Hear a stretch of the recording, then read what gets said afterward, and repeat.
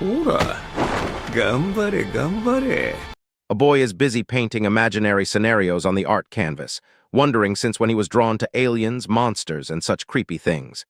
He draws a few sketches of weird monsters violating a female, and just then a girl named Komachi appears, asking what he is looking at.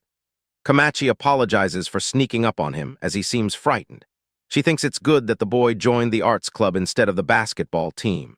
Jin, the boy, thinks the basketball team wanted him only for his height, and even then he goes to help them whenever he's free. He asks the girl if she's going home, and the girl becomes upset, saying that there's a boy proposing to her despite her rejecting that creep. The next scene shows Jin towering up the creep bothering Komachi, telling him to leave her alone. The boy becomes afraid to see Jin and runs away while Komachi thanks him for his help. Jin is a boy with a huge body and a tall height. He tells Komachi that she should not give any chances to boys like that, and that he won't be there to protect her all the time. They both decide to head home as it's getting dark. As Komachi leaves, Jin spots some students peeking at them from behind a wall. The students tell Jin that he shall officially start dating Komachi already, as they would look good together. However, Jin is nervous and does not know what to do, while the students are trying their best to convince him, saying that Jin is extremely blessed to be so close to Komachi as she is a really cute girl. But Jin simply does not want to be in a relationship at the moment.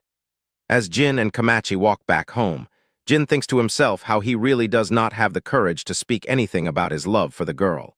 He finds a cute couple walking by and wonders if it would be good to stay friends with Komachi, or if it would be wrong to leave things to fate. Suddenly, he hears a strange voice and starts looking around in confusion. Komachi says that their school life will end in no time, and people will start leaving their town to build their lives. She asks Jin about his plan, and he has not thought much about it. He asks Komachi about her future plan, and after thinking for a moment, she tells Jin to not forget about her, even if he goes far from her. Hearing this, Jin realizes to finally confess his feelings and not hold them back anymore. He becomes excited, and just as he is about to tell Komachi that he has been in love with her for a very long time, the ground starts to shake violently, and the whole surrounding changes into a dark abyss. A hole appears in the ground, leaving Jin completely confused, and Jin and Komachi at the same time. The next moment, both of them fall to the ground but immediately get up. As they open their eyes, they find a whole new different world in front of them. Weird and terrifying monsters surround them from all directions, leaving them terrified. As the monsters close in, Jin picks up a stick and uses it as a weapon to beat the shit out of the monsters. Unexpectedly, a huge monster with dozens of tentacles appears in front of them. Jin becomes frozen and speechless. Suddenly, the monster attacks with one of its limbs, causing Jin to lose his left arm. Komachi is extremely terrified. Jin tells her to run away, but the monster crushes Jin in its huge, sharp teeth right in front of her. Jin starts to wonder if this is how his life is supposed to end. He hears someone strange talking to him, saying some bullshit in a weird noise, while he can't stop wondering who that even is.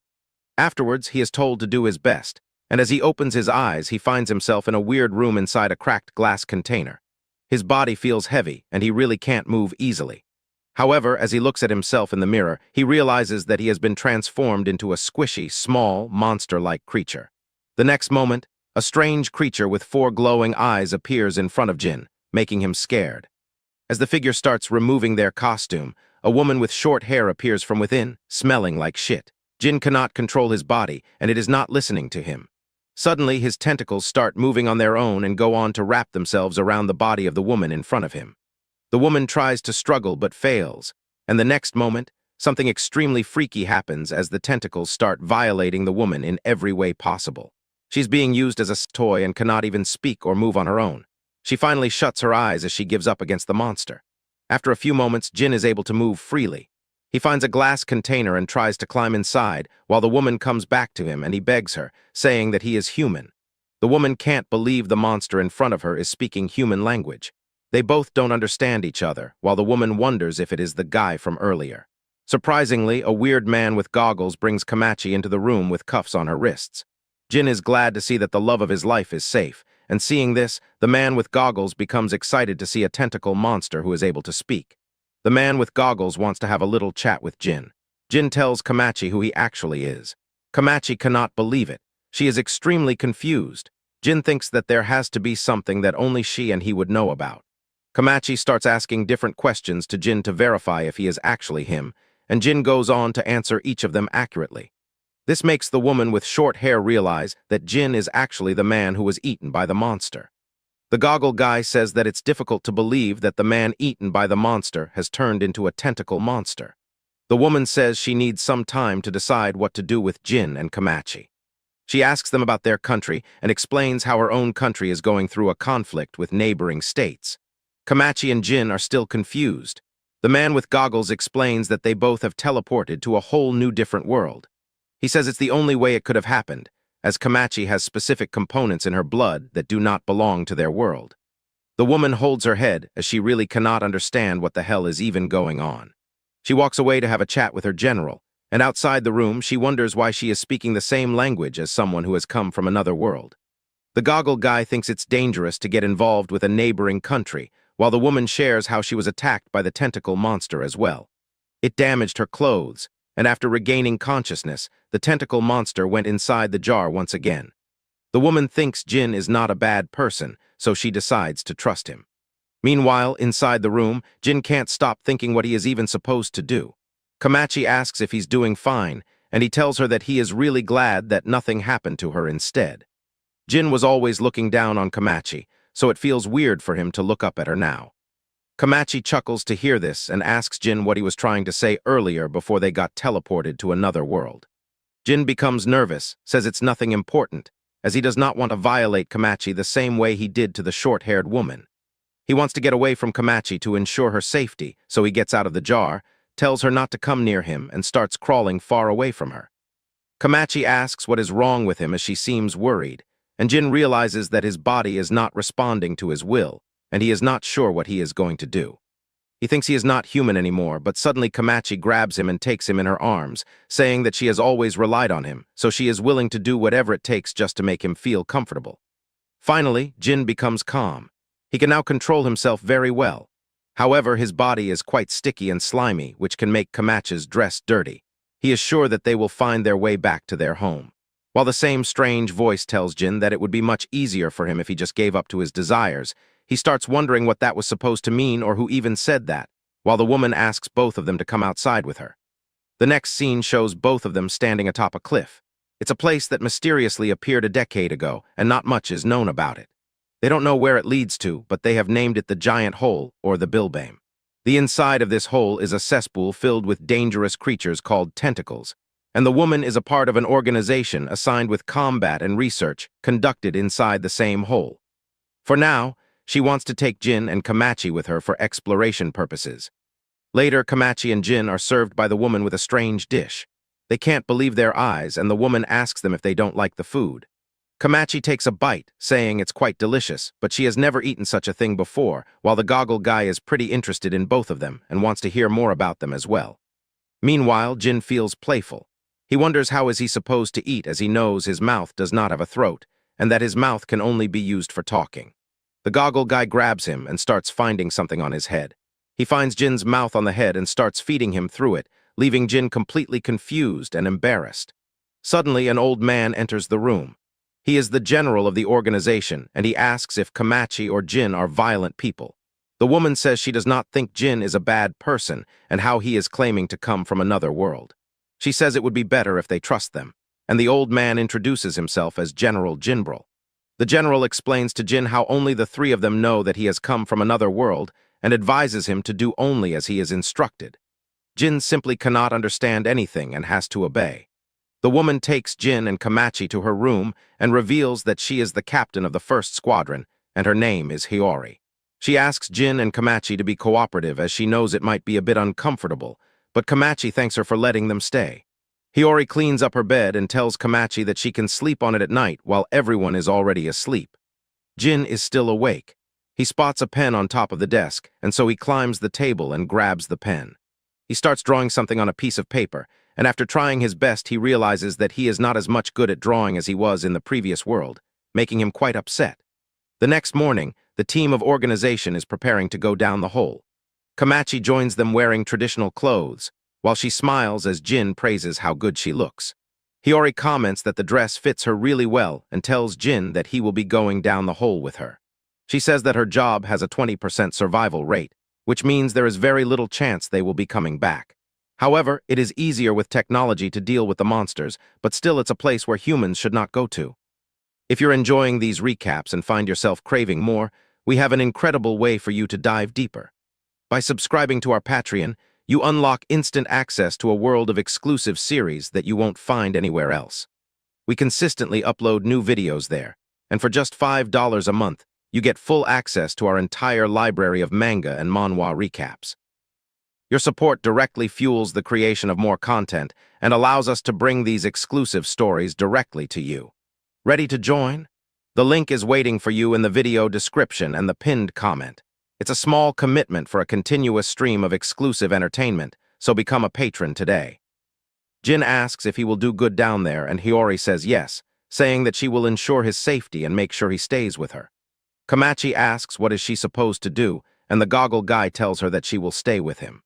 He tells her that she looks really cute and says that he wants to watch over her, so she will stay with him. This creep is named Dazyun, while Jin is relieved to think that Komachi won't be in danger if she stays with Dazyun.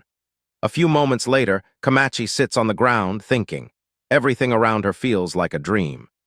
She says that she does not want to be separated from Jin, but she knows she will be a burden if she joins them. She hopes everything will be fine as no one has treated them bad yet. Jin is happy to think that Komachi will be waiting for him, but then all of a sudden, he starts wondering if he just said something embarrassing. Hiyori joins them in a weird outfit, saying they are ready to go and that she will be taking Jin with her. With this, Komachi and Jin get separated temporarily, and Hiyori takes Jin to her ride. Today, she is going all by herself, as per the order of the general, and as she was released by the organization staff, Jin asks her what the woman was trying to do when they were aborting their ride. Hiyori explains that it is said that drinking or covering themselves with sacred water of the mother goddess Olmabama blesses them for a safe return to the surface, and the woman at the surface was offering the same. Hiyori says that whoever goes down comes up believing that there is no God, while Jin is already terrified to hear this, thinking that this place could never exist on Earth. Moments later, as Hiyori and Jin continue their journey, Jin notes that the amount of humidity is greater than the surface and asks if it's not bothering Hiyori.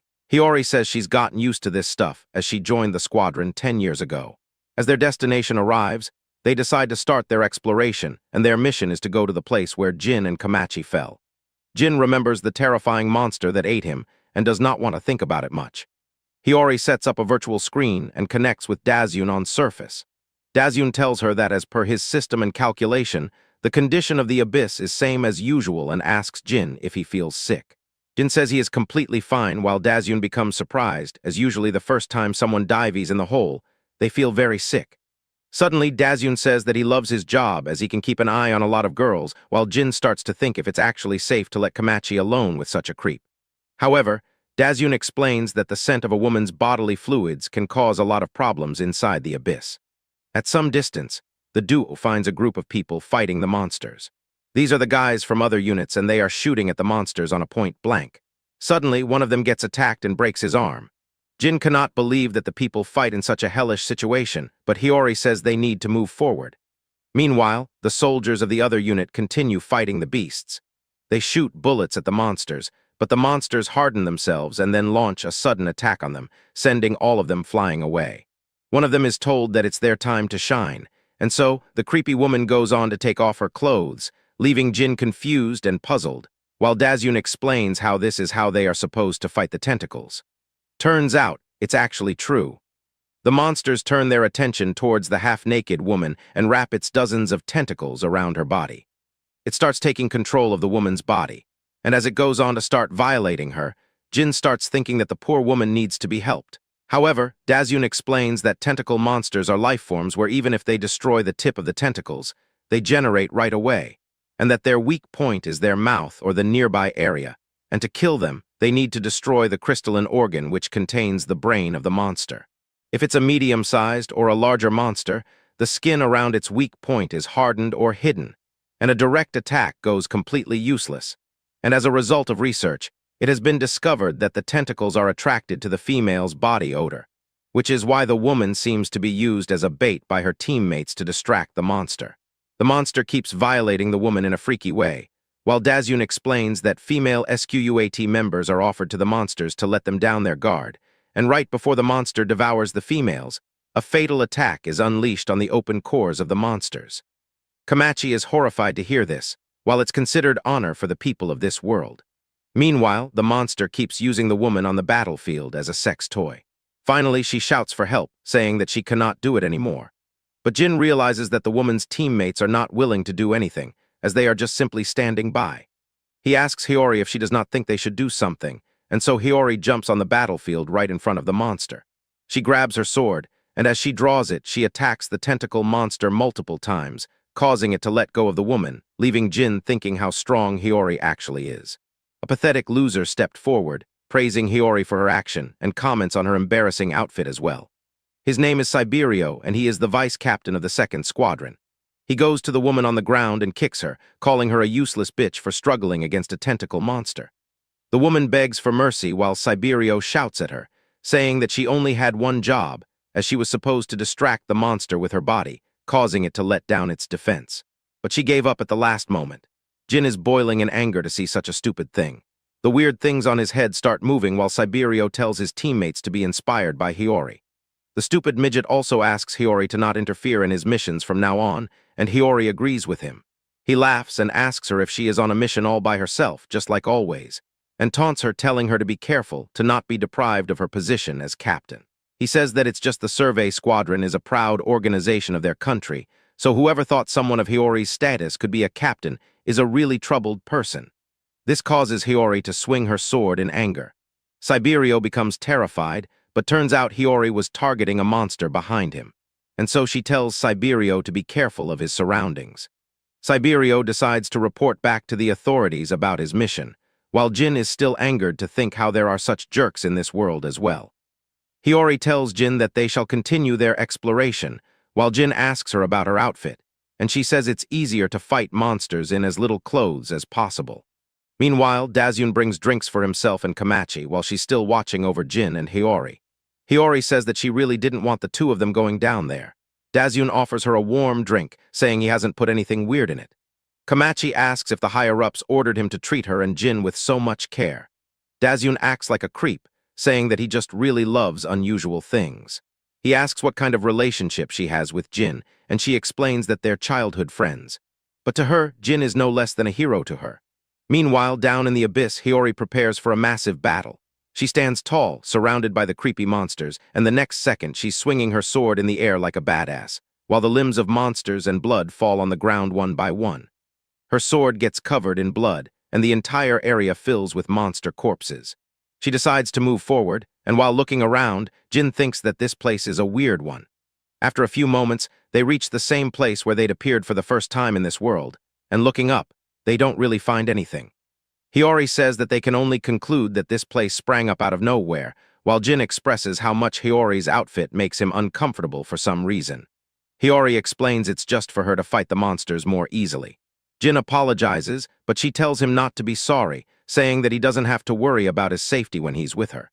Jin asks her if she always fights like the way she was fighting earlier, but Hiyori asks him about the world he came from. Jin says that his world does not have any monsters, and Hiyori realizes that he comes from a really peaceful place. She explains that their world is not different, both outside and inside of this hole, as when it comes to dealing with something with clear malicious intent, she thinks the abyss is much easier to deal with. Her stomach makes awkward noises, and she realizes she needs to eat. Hiyori goes to a monster, pulls apart one of its limbs, and starts eating it like it's some 5-star Michelin restaurant dish. Jin cannot really believe it, while Hiyori does not give a fuck about him and keeps enjoying her meal. Jin's eyes widen in extreme shock, while Hiyori explains that the tentacles are actually good to eat, according to research, and they're the perfect ration for anyone stuck in the abyss. She asks Jin if he wants some, and as Jin munches on the tentacle monsters, he realizes that they are surprisingly good. As Hiyori continues moving through the abyss, a virtual screen appears in front of her, and she gets informed that she has news sent by Siberio. Hearing this, Hiyori becomes alert. She immediately runs in a certain direction, and Jin follows her as well. After a few moments, they both reach a weird place where Jin is told by Hiyori to keep his mouth shut. He looks around and loses his mind, seeing thousands of different tentacle monsters all around him. There are some human corpses as well. But as he looks closer, he finds some females being violated by the same monsters around him. It's not just one or two, but there are dozens of them. Meanwhile, back at the facility headquarters, Dazyun asks Komachi to step away from the screen for a bit and settles her on a sofa. He then puts a curtain between Komachi and the screen and talks to Hiyori, saying it's the first time he has seen such a thing. One huge monster seems to have taken over the entire place, and it's using the captured women to nourish itself. It's the main body, looks like a brain, in the middle of the cave. Hiyori decides to rescue all the survivors. She grabs one of her tentacles, cuts it in half, and pours its blood on herself, trying to hide her female scent. She starts moving, asking Jin to help her as well, and as she grabs a woman and drags her from the tentacles of the monster, she puts her aside. And suddenly, Cyberio is also there. He can't believe that Hiyori has come to rescue him, but his excitement wakes up the sleeping monster. Things get out of hand immediately. Hiyori tells Jin to get to safety right away and realizes that she has no choice but to fight the monster. She steps forward with confidence, using her sword and trying her best to land a successful hit. However, the tentacle seems pretty fast, and it dodges her attack quite easily. Suddenly, Hiyori also gets wrapped by the tentacles of the same monster. She loses her weapon and gets pulled closer to the main body. She can't move anymore, and as the monster lifts her in the air, it prepares to kill her with a huge, pointy, rocky spike. Jin cannot believe his eyes. He is terrified to see the giant spike, and so he jumps forward to protect Hiyori from it, and ends up getting stabbed through his body instead of Hiyori. Dazyun and Komachi shout at the top of their lungs while Jin falls on the ground covered in his own blood. Komachi loses her mind to see her childhood friend in such a miserable state while the monster celebrates. Meanwhile, Jin feels like sinking into a deep ocean. He has died 2 times and has accepted his fate, knowing that it's not easy to survive in such a dangerous world. However, he thinks Komachi is in danger only because of him. He remembers how Komachi asked Jin to save her, and how she asked him not to forget her, and asks himself if he is really going to end up like this. He remembers Komachi taking him in her arms and the time she was upset to be separated from him. He knows that he cannot go back to his human form, but he thinks that there might be a chance for Komachi to go back to the real world. Thinking about this, he decides to fight one last time for the sake of the girl he loves. Suddenly, a strange voice appears in his mind and tells him to accept its power. Since they're both a part of each other, the voice warns Jin to surrender himself to it. The next moment, dozens of huge tentacles appear inside the cave.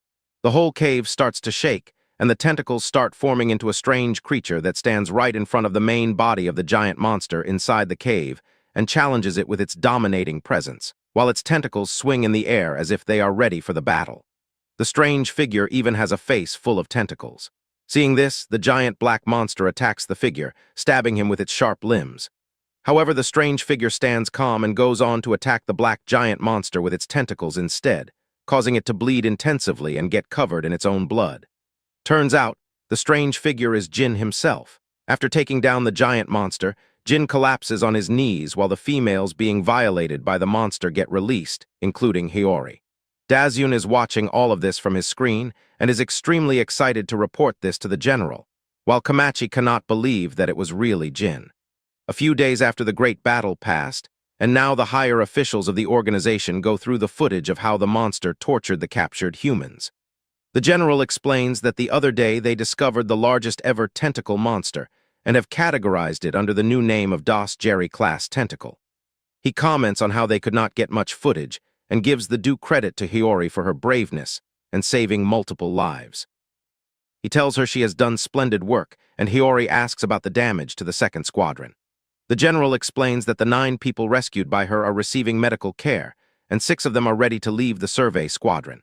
The lady beside Hiyori named Aishu says that she has no need for girls that run away from such trivial things in her team. Hiyori says that they still have not found Cyberio, while Aishu calls Cyberio a dwarf she does not care about. It has been 10 years since the organization started and has been sending people to the depth of the abyss. However, it seems some more monsters are still uncovered. The general warns everyone to be vigilant in their investigation. After the meeting, Aishu comes to Hiyori, saying that she will make sure to repay her debt, as she comes from a noble family and thinks that it is a disgrace for her squadron to be rescued by someone as lowly as Hiyori. She really cannot accept such a thing, and thinks Hiyori will die a miserable death if she misunderstands her position. Aishu decides to descend in the abyss hole to clear up the mess her subordinates created and walks away. The general joins Hiyori and says he does not want to share the existence of Komachi and Jin with anyone else. Hiyori says that she still has to think what to do with Komachi and needs some time for it. Meanwhile, Jin is receiving medical attention while being in a huge glass container. Komachi watches over him and remembers the horrifying monster she saw on the screen, wondering whether that was really Jin. She is extremely scared of the possibility that Jin will not be the person she knew always. She thinks she should be relieved that Jin is alive, but wonders what she is even going to say to him the moment he wakes up. The next moment, a woman enters the room and turns out it's the same woman who was used as bait by Siberio earlier during a battle against the monster. Komachi greets the woman saying she is a newcomer, while the woman named Lyrara introduces herself and asks about Dazyun, but Dazyun is in a meeting. As Lyrara looks around the place, she asks Komachi if she knows everything. She reveals that she is the one who was rescued by a certain tentacle monster. The previous day, Komachi becomes extremely shocked. She asks about her injuries while Lyrara explains that tentacle monsters are pervert creatures that love to humiliate the humans. She explains that her injuries are light, so she has been permitted to roam around the facility. And as Lyrara looks at Jin in the glass container, she thinks that she believes this particular tentacle is somehow responsible for her being alive. She questions what the hell is even going on, and Komachi also seems quite short on knowledge.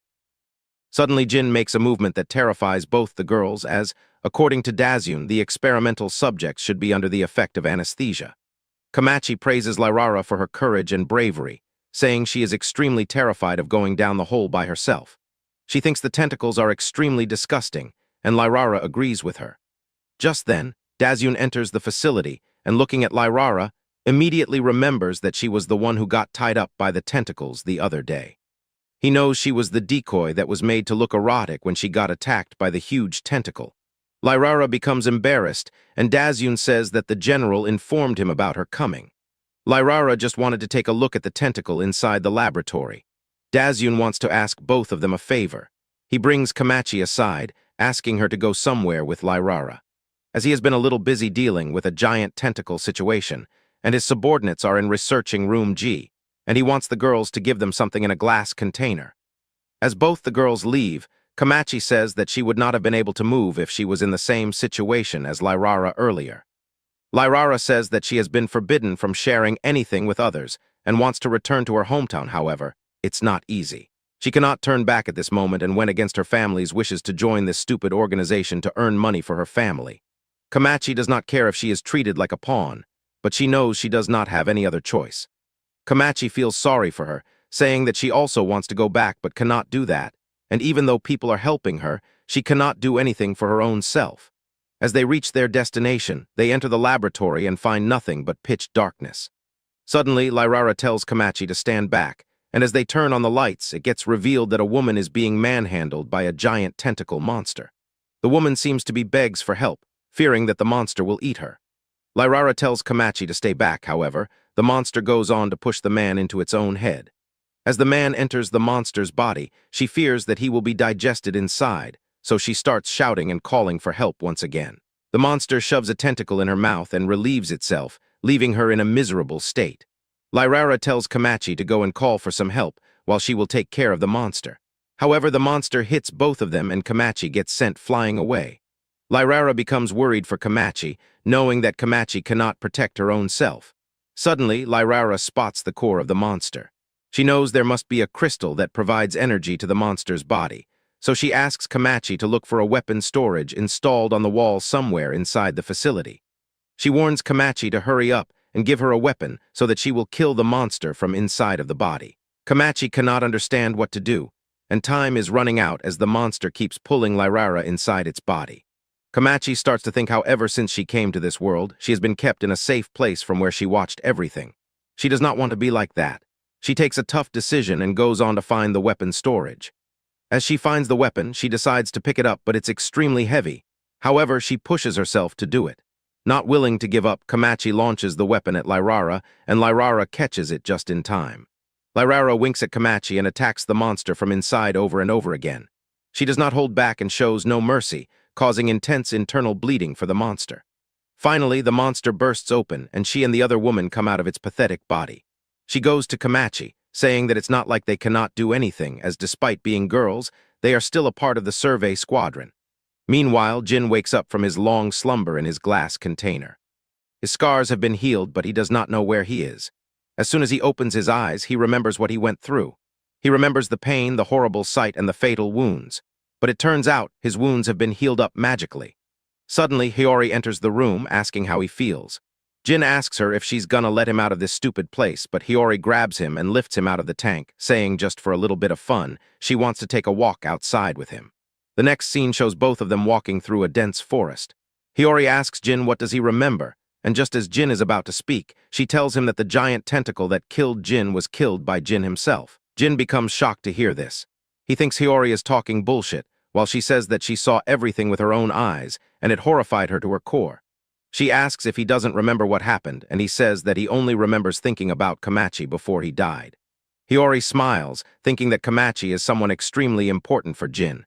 She tells him that Komachi is resting up inside the facility, making him finally feel relaxed. And all of a sudden, a strong wind blows past them. The wind blows out from the hole and has a strange temperature. Hiyori explains that this place was extremely cold in the earlier days. She says that the hole appeared overnight, and the highly humid atmosphere that overflowed from the hole changed the climate of the entire area in a single night. The first geologist who studied the hole claimed that it was connected to another world, and Jin thinks that the hole must be the reason why he teleported to this new place. Many scientists were in doubt. They went down the hole to investigate it, but they were hunted down by the monsters. All the scientists were killed, and because of that incident the survey squadron was formed. Hiyori mentions something called B3 and goes on to explain it as well, saying that they have categorized the hole's depth with B, and the deeper the hole, the higher the number value. B1 is a safe area inside the hole, while B2 is the place where Komachi and Jin were found. B2 is the area that has been fully explored, and it's also the place where the giant tentacle inhabited, which was defeated by none other than Jin himself. Jin does not understand what the fuck is going on. He is scared and remembers how he even attacked Hiyori the first time he met her. He is afraid that he might also turn into a monster. But Hiyori is not too worried to think about this, as she is still thankful to Jin since he saved her, and so is sure that the one she is talking to is no one other than Jin himself. She thinks that it would be her pleasure to keep cooperating with him, however. If he goes out of control and loses himself and becomes a threat, then Hiyori and everyone else will consider him as an enemy. But of course, this is something she hopes is never going to happen. Jin is worried to think what will happen to him in the future. Suddenly, an announcement through the loudspeaker gets made, and it turns out something urgent has come up, and the general has called for Hiyori, so she leaves immediately. Elsewhere in a thick forest-like place, a female has been caught by a tentacle monster who seems to be enjoying violating her. Turns out she's not alone and shares the same fate as more females. After a few moments, Hiyori and Jin prepare to descend down the hole. It is an emergency situation, and they are going to the deepest point of the entire hole, also known as the B3. The atmosphere here is completely different, but the place is much calmer than expected. Jin shares that such places are all over his hometown and his world, and so this specific place makes him feel nostalgic. He says that as a child he used to wander the woods in his neighborhood along with Komachi. This makes Hiyori think that the world from which Jin comes is extremely safe, as wherever they look in this world, they won't find such a green place anywhere. However, Jin changes the topic. He asks Hiyori what happened to the second squadron, and she says that they descended to B3 to survey the area earlier today, but they lost contact with the main headquarters. The team consisted of 35 people under the lead of Captain Aishu. It is common knowledge that anyone who goes to the B3 shall be extremely careful during their investigation. Not much data has been obtained from this place in a long time, and since the 3rd and 4th squadrons are already on their way to different areas, it was decided that Hiyori would be the one who could reach the destination fastest. The general thinks that the unknown power Jin possesses could be useful for exploration purposes, and Hiyori asks him to lend that power to the organization. Even though it's just a reconnaissance mission, Hiyori says that they won't go too deep into the hole. Suddenly, they find a blood-stained medal of the 2nd squadron and realize that they are not far from Captain Aishu. They continue to move through the tall grass, and a few moments later, Jin notices something. In front of them, they find 6 female fighters being violated by a single tentacle monster in an unexplainable way. Their eyes widen in shock as Hiyori looks at the miserable state of the girls, wondering what this even is. She tells Jin to stay back and says that those girls are in a circulation formation of some sort, while she wonders if tentacle monsters can really do such a thing. A strange voice appears out of nowhere, speaking directly to Hiyori, saying he can't believe that she actually came. Hiyori is shocked. She asks who is that, and a person steps forward with a demonic smile on his face, asking Hiyori if she has already forgotten him. It's none other than Cyberio himself. He is not even human anymore, and more than 50% of his body has been turned into a monstrous being. Jin also recognizes him. He wonders how Cyberio became a tentacle and wonders if tentacles are the parasites of the human base figure. As Cyberio grabs the head of one of the guards being tortured, Hiyori lunges forward with her weapon to stop him. This greatly offends Cyberio. He attacks Hiyori with his massive tentacles, giving her no chance to react, and successfully suppresses her, holding her down on the ground. Hiyori does not panic much. She confronts Cyberio for running away from the battlefield earlier. Cyberio says that after he escaped, he had a fateful encounter which gave him this power, with which he can defeat every opponent out there. He reminds Hiyori how she was acting like a bitch and making fun of him, but now she is the one on the ground in front of him instead. Hiyori shouts at him, asking if he even knows what happened to his squadron, but Cyberio reveals that he was never loyal to the organization. He tells her to look at the girls in the circular formation. He is happy to think that the monster's tentacle is breaking through the entire digestive system of the poor girls, and he calls it the beauty of the ring. He proudly claims that he is the one responsible for all of this and loves the goofy face the women are making. He also says that even if his tentacles were to be pulled out of those women by force, their guts would also violently spill out of their bodies, and the look of ecstasy on their face will be destroyed. Just imagining it makes his whole body feel electrified. Seeing that Cyberio is distracted, Jin gets closer to Hirio, and using his mucus, he helps free her from the grip of the giant tentacles. Hirio grabs her sword and cuts the tentacles of Cyberio, holding her down, leaving him completely shocked. She moves forward with extreme speed and launches multiple critical attacks on Cyberio's main body, but suddenly feels a bone-chilling sensation in her entire body. The next second, 4 huge figures appear out of nowhere. They are as tall as mountains, and Cyberio calls them his comrades. He says that whatever gave him the power also entrusted these giant tentacle monsters to him. They are known as the 4 Carillon, or the demi-human tentacles, and now he wants to see Hiyori in all her undignified glory. Looking at the poor girls being tortured by the monster, Cyberio thinks they are still useful to him, so he plans to enjoy them while he tells his comrades to take care of Hirio instead. The next moment, Hirio gets attacked, however, she dodges it with her great speed. These monsters are unlike any monster that Hirio has ever faced before. Suddenly, multiple portals open around Hirio. She realizes she is screwed and the monsters are unavoidable. Dozens of tentacles come out of the portals and start wrapping themselves around her body. She does not know what to do, and now she has lost control over her body as well. The monsters have taken full control of her body while she is trying her best to free herself. The tentacles simply cannot be stopped. They strip her naked, leaving her in a miserable state and start violating her. Hirio is embarrassed to think that she cannot even move at her own will. As the monster continues to violate her, she tells herself to keep thinking of a solution and find a way out of this. However, as the movement of the tentacles intensifies, it gets more difficult for Hirio to stay in her right state of mind. She feels an intense stimulation that drives her crazy, and in the same way the tentacles refuse to hold back in any way as they violate Hirio in every way possible, making her body feel extremely hot and weak.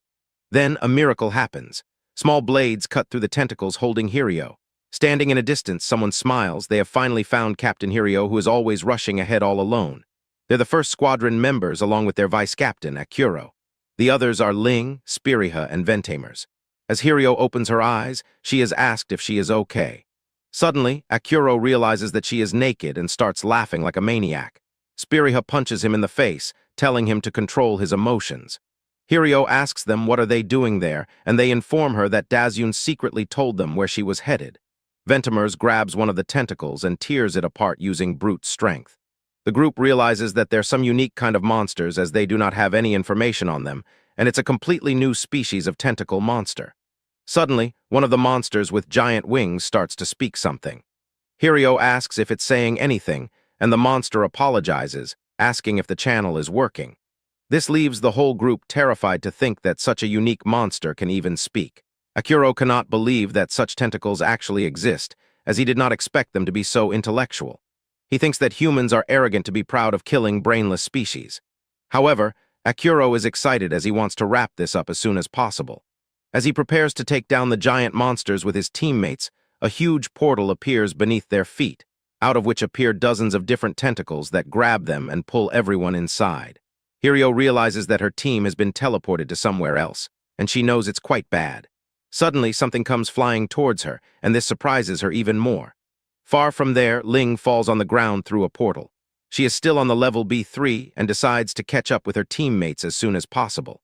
However, as she walks a bit further, she finds dozens of different women being violated by the tentacle monster in front of her. She runs to them asking if they are fine, and one of the women screams saying something weird is about to happen. The next moment, the tentacles shoot their liquid, throwing the woman high in the air. The women are completely helpless. They simply cannot control their own selves, while Ling is shocked to see whatever the fuck is going on. The next second, a dangerous pervert monster appears, who threatens to violate Ling in the exact same way. Ling challenges the giant monster to a fight. She seems pretty confident, but the monster is also planning to make her its prey. It transforms its tentacles into a drill-like shape and launches it straight at her without any warning. Ling is shocked. However, she dodges the massive attack at the last moment, but the drill turns back midair and comes around to attack her. Ling tries to kick the drill, but realizes it's quite tough. The monster tells her that a human's attack cannot leave a single scratch or dent on its tentacles. However, Ling knows that it's difficult for the monster to maneuver its tentacles against her. Surprisingly, a hole opens beneath her feet and tentacles grab her by her feet and drag her into the ground, up to halfway to her chest. Ling struggles to move, but the monster calls her just another one of its prey, with whom it is about to have some fun. As the tentacles wrap themselves around her flesh, she screams and is left terrified and scared. However, her struggle is not of much use. She begs the monster to stop, but the monster's mucus arouses her. The monster knows that it can easily slurp her up. Suddenly, Ling makes a quick movement and sets herself free. She breaks away from the monster's grip, thinking how dangerous the monster is.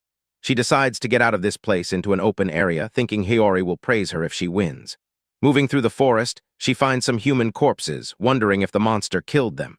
To her surprise, the pervert monster catches up with her, saying those men were killed by it. The monster proudly says that they kill the male humans while they enjoy the female ones. The tentacle trail appears from underground once again, catching Ling by surprise. For a few moments, Ling disappears and the monster thinks that it killed her. Turns out, Shawty managed to fool the pathetic beast with a human corpse, and using that opportunity, she disappears into the thick forest and appears out of nowhere, with purple flames being shot from her palms right at the monster. The monster cannot believe it. It is extremely shocked, and Ling keeps attacking it, one after another. She launches a powerful attack at the monster, causing it to back off for a moment, and it seems like Ling is dominating the monster pretty easily. She's using a unique skill that is not allowed for normal soldiers. However, her captain has allowed her to use it, and she seems to be making full use of it in the best way possible.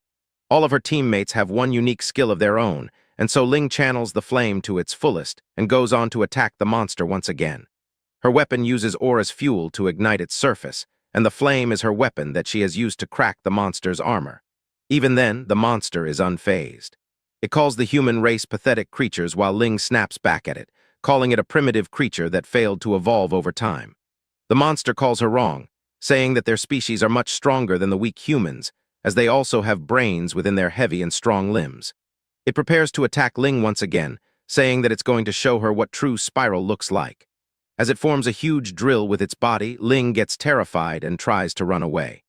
However, the drill catches up with her in no time and strikes her pretty hard, leaving her critically injured. The monster then goes on to penetrate the center of her body and seems to love every single moment of it. With a single attack, it then launches Ling in the air, and she gets sent flying away through the forest, striking against the trunks of trees. As she crashes against a rock, she feels immense pain as her organs are messed up and her legs are broken. The monster appears in front of her once again, mocking her for not being able to move, and calls her weak, as it only took one attack to take her down. It then decides to have some fun with her and enjoy her small and soft body to the fullest in every way possible. The tentacles wrap around Ling once again while she struggles to move, but in the end she realizes that she really cannot do much against the monster. Terror takes over the poor girl, but then all of a sudden something strikes the ground between the monster and Ling, shattering the ground and throwing the monster away. It's Hiyori, who has come to rescue her teammate. Ling is relieved to see that her captain is back. Hiyori tells her to leave the monster to her, and she jumps in the air with her giant sword to attack the monster. The monster recognizes Hiyori and asks her if they shall do it like the first time they had met. Hiyori challenges the monster, and as she activates flame enchantment on her giant sword, she prepares for a devastating battle. Meanwhile, Jin appears in front of Ling, making her extremely scared. She thinks it's one of the monster allies, but Jin explains to her that he is her ally instead and has been working with Hiyori for a long time. He tells her that he has come to save her, but Ling threatens to beat the shit out of him if he even comes close.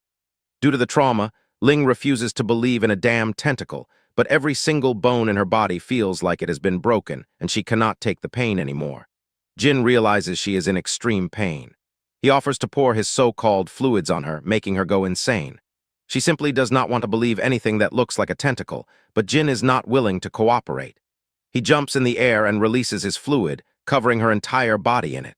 However, Ling catches him and says she is going to turn him into minced meat, but the very next second, Jin brings her attention to her healed injuries, leaving her completely shocked. Jin's tentacle fluids have the ability to heal anyone's injuries. He shares with Ling that he healed Hiyori as well, and it's true that Hiyori was exhausted from her fight with the tentacles, but now she's fighting like a badass once again. Thanks to Jin's healing power, Ling finally puts her trust in Jin and explains that earlier she thought he was going to attack her. Jin offers to heal the injuries he missed before, and after a few moments he tells Ling that in order to heal her internal wounds, he has to put his tentacle into her mouth to inject his liquid. Ling does not seem mentally prepared for this shit. She resists, but Jin is not going to listen to her as he forcefully shoves his tentacle into her mouth while she struggles to resist. She realizes that he is going all the way in and she can't even do anything. But then, as Jin releases his liquid, Ling starts to feel great instantly. Suddenly, it becomes difficult for Ling to breathe. She starts to suffocate, but Jin is not done yet. He's still got some work to do, but now Ling wants him to just let her go. They both fight to do what they want, but as Jin finally releases his fluid once again, he feels quite proud of himself, while Ling catches her breath and becomes shocked to realize that she is actually completely healed. Meanwhile, Hiyori is busy fighting the giant monster. She smashes the ground with her giant sword, but the monster dodges her attack. Both of them seem quite exhausted, but the battle for survival is still going on. Hiyori realizes that the monster is preparing to launch another attack, so she lunges forward to attack first and manages to hit the pathetic pervert this time. She hits the monster so hard that she sends it flying across the woods, leaving it completely shocked as the monster was extremely confident in its armor. He thought he was undefeatable, but he realizes that the giant sword being carried by his enemy is the main problem for him. Hiyori reveals that the name of the sword is Liberator. It's her true weapon and different from the one she was using earlier. It's far more destructive, and with Liberator, she is much stronger than what she was earlier. As a matter of fact, she is 10 times stronger than the version the monster faced before. The monster refuses to believe it. He tells Hiyori not to get so full of herself, as he can still pierce through anything, including her guts. He calls her a bitch and forms another spiral trying to attack her. As he hits her, Hiyori uses her sword as a shield, leaving the monster completely surprised, seeing his strongest attack fail to hit a mere human. Hiyori calls out the damned monster, saying that she is an intelligent being, which means that one's desires and thoughts are reflected in their movements. She says that the impression she got from seeing her teammates' wounds is that it seems like the monster enjoys piercing people straight through their stomachs. Hence, knowing this made it easier for Hiyori to read the movements of the pervert tentacle monsters and stop them. The next second, Ling also joins the attack using her flame powers. She attacks the monster from a different direction with an explosive attack, delivering intense and fatal damage. Seeing this perfect opportunity, Hiyori jumps in the air with her giant sword and slashes it down, cutting the monster in half. The monster cannot believe it has been defeated by a mere human, and as the blood splashes all around, Hiyori tells the monster, despite its arrogance, it is still lost to a human. Then the group decides to go forward and check on the rest of their teammates. The group decides to move as soon as possible, and the scene shifts to a different place where we find Spiriha along with Akuro and Vintamers fighting the giant winged monsters. Suddenly, the monster realizes that the spiral tentacle monster has been killed. Akuro becomes excited to hear this and tells the monster it will be the next to be killed. However, the giant says that he is going to play with them a little more, since they have no business being around in such a place. The next moment, a dark hole appears beneath all three of them and teleports them to a whole different place. As the three of them open their eyes, they find Ling and Hiyori in front of them. Ling reveals how she was rescued by Hiyori from a giant monster. The team is pretty excited to finally reunite on the battlefield, but suddenly, Spiriha becomes alert and looks at Jin. Akuro calls Jin a bastard, but Hiyori steps forward, saying that Jin is not their enemy but one of them. She explains that Jin is a formal human that became a tentacle monster, leaving all of them wondering if it's even possible. Ling says that Jin's bodily fluids can heal anyone, and Hiyori reveals that she was forbidden by the general to share this information with anyone. But now, she believes there's no point in keeping this a secret. She says that Jin will be fighting by their side from now on. After a moment of silence, the entire group becomes excited to have a chance to explore the abyss with the monster on their side as they start treating Jin like a newborn baby. Meanwhile, at the observation room 3, a woman is happy that she delivered Hiyori's weapon to her on time. Lyrara says that the second squadron is in danger, and she wants to help out as much as she can. After her, Dazyun goes on to thank Komachi for the courage she showed earlier.